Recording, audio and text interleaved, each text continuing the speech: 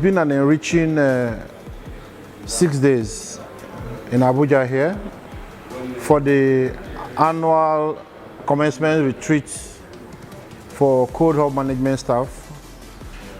It's been an interesting session this year. It's been really enriching because of the caliber of organizations from Lagos, from Abuja, who have come to increase the capacity of staff and consultants for improved productivity of Coldhubs Limited. It's a very wonderful experience, sitting in a room, brainstorming with smart people, and reflecting on our efforts of last year and what we were able to achieve.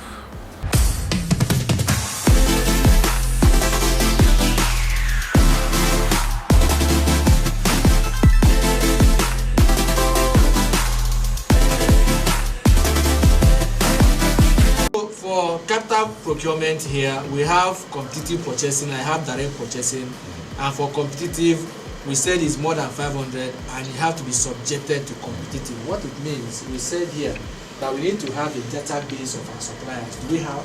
Yes. So we need to have a database. I will continue to build it. Either when we use them, when we use a new person and it's fine, we take his data, what he supplies, his details and everything. So for direct purchase, we know the people that do well. You can call them, give them PO, and they bring this thing to us and we check and sign off. This retreat usually come with a lot of presentation, expectations, knowledge sharing, and then articulation of action points to provide solutions to existing problems. Now, this is the one, and it commenced very well. I presented improvement of processes.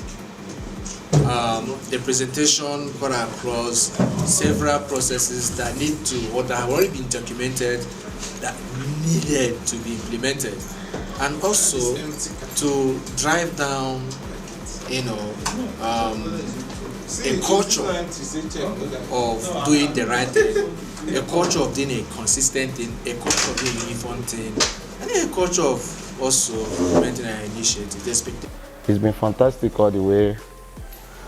So I've been trying to put out strategies on how to make our works more efficient and to generate more revenue for the company, and the steps and ideas on how to move it very much forward. It has also been a lovely opportunity to interact with everyone here outside workspace, because here nobody is working. It's basically listen to speakers, strategize and all that. It's a retreat that is bringing us together as a team, and with what I'm saying now, we'll come out stronger and move in cooperation with every unit to see how we can make the company great again. When you put about 7,000 ice balls in a stainless tank and freeze them up, the cold that comes out of it, we draw it out using an air cooler and evaporate it within the cold room using the evaporator of the air cooler, and we circulate it around the cold room. So for the 10-ton cold storage, again, it is innovative and nothing like that has ever been done. It gives us an ability to store 500 crates at a time.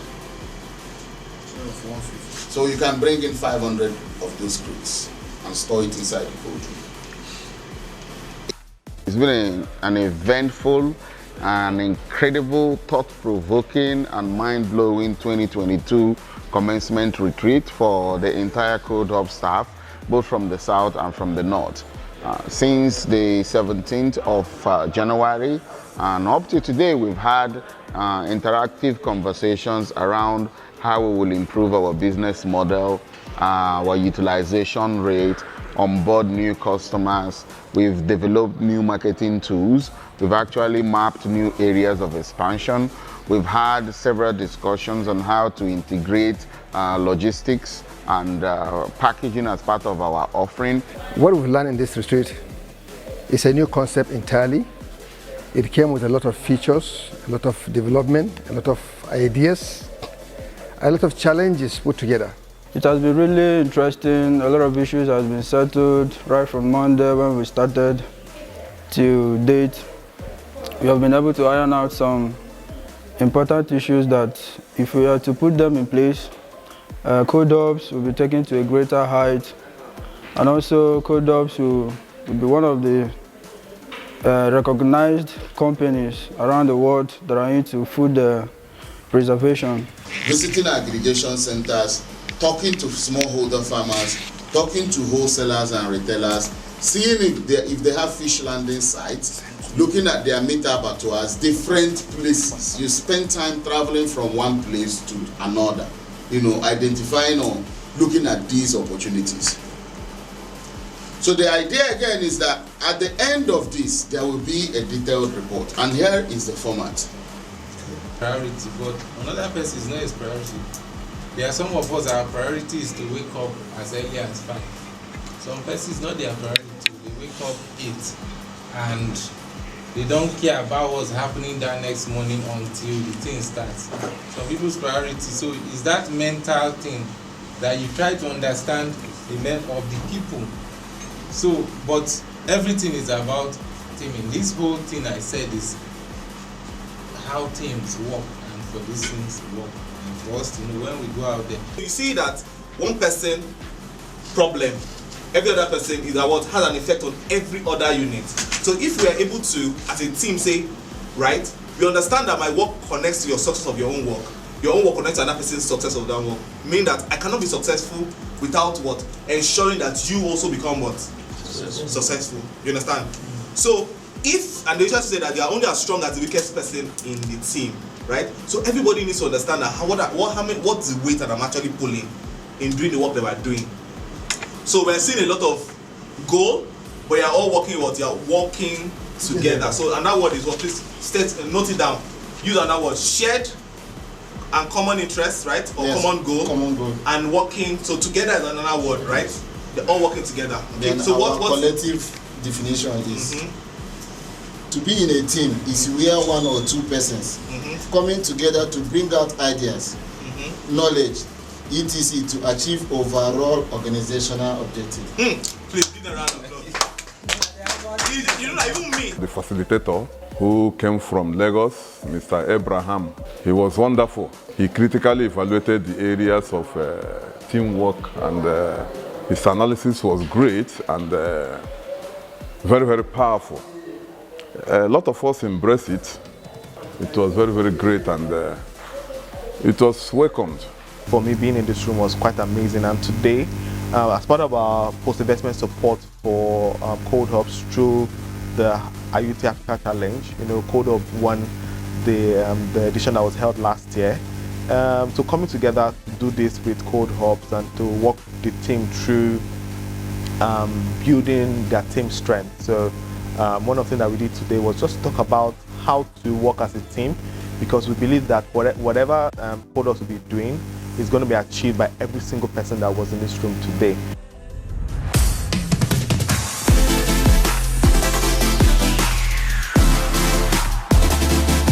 So the human resource process and the administrative process that I'll be in charge of, we will try as much as possible to automate those processes. During my presentation, I talked about an all-in-one employee tracking system, a KPI monitoring system.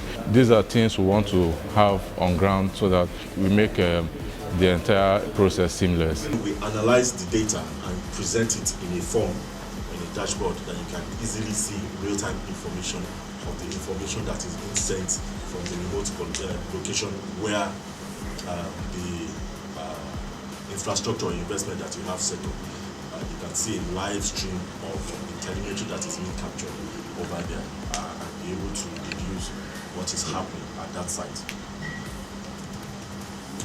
So there's a lot of potential around remote monitoring with IoT, and there are 6 steps basically to achieving that. You have to identify the business objective first. What is the objective for having remote monitoring done?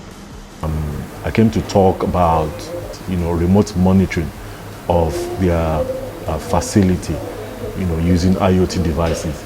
So it was quite a session. So I presented, and everybody had a clearer understanding of what this technology about. I mean, the feedback I got was amazing. The different questions that came in were fantastic. Members of the management team were all ears, and they also offered suggestions and solutions to how we can help them enhance this solution better to serve other needs. So those information have been captured, and I'll go back and then revert with how we can help better deploy this solution to meet the specific needs that they are looking for. So we all need data. When Ayodele was presenting, Lawson asked this question: how can this help the truck? How can I know the temperature of the truck, humidity? How can I know the diesel level? How can I know driver's behavior? Every single thing he mentioned is data. And all these things put together will help us do our job without having to travel a lot under assumption. So, data is everything in the world we are living in today. And if you have data, you have power. Here we come together to teach ourselves. Here we come together to talk about our strategies, analyze, criticize, and make everything better. Because what everyone here wants is for Coldhubs to be that wonderful company where you can beat your chest and say, I work here. You can beat your chest and say, whatever that is going on here, I'm part of the people who made it. One good thing that this site provides you is the ability to forecast. So when we get orders, most likely they're not going to be spot orders, which means that I don't harvest today and look to sell today. We encourage our farmers to say if it's a 2 week, 1 month, 2 months harvest period, state that that's when it's going to be delivered. And what I've told Emeka is that the minute we get that, at the minimum 1 week notice on what is going to be stored where. And we're hoping for a really, really beneficial partnership with Coldhubs. Today we wanted to at least bring Coldhubs into our world to let them understand exactly what we're about and how we add value to the agricultural space. And they've harvested, and my full harvest can fill the truck and get to Lagos. It's business now, it's not business. You just charge, that's why I said know your numbers. Just know how much to charge the person that is direct and the person that is the truck plus hub. Yes. It doesn't, but what we are saying is that 100-ton cold room cannot succeed without a truck, because once you put tomato inside a hub, you can't put it back in the sun. Yes. And that is what HEFA is about. That is why we're having this conversation. Yes. So yes, HEFA at the competition level, we're talking impact, but the truth is we want sustainability, we want profitability, we want you to be able to, beyond the grant, continue to run these hubs and run this business. I'm here today to provide support to Coldhubs because they are one of the winners of HEFA's IoT competition, where they won a grant to be able to provide 10 cold rooms across Nigeria. With this funding, they're providing 8 3-ton cold hubs and 200-ton cold hubs. And today, what we were focusing on was to look at locations to site the hubs while also ensuring sustainability of the business itself.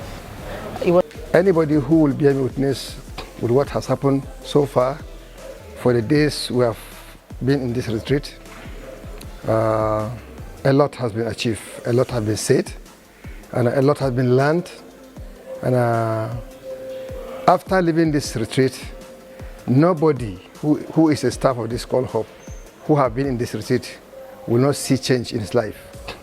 And at the end of the retreat, we were able to come up with a very wonderful report and strategies that we will use to break the records that we have already set last year, so that at the end of the year, our 2022 will be better than our 2021. Staff are very happy. Every person we have renewed our commitment to working as a team and making the company profitable. And I think one of the greatest things that have come out of this retreat is staff dedicating themselves to work as a team with openness, you know, and I think that is really what makes a team unique, you know, because everyone comes on board with openness and the thought process that you are coming to improve systems, you know. So I'm very happy for the 2022 commencement retreat, and I look forward to the action plans that will be developed and how we will implement those action plans during the year moving forward.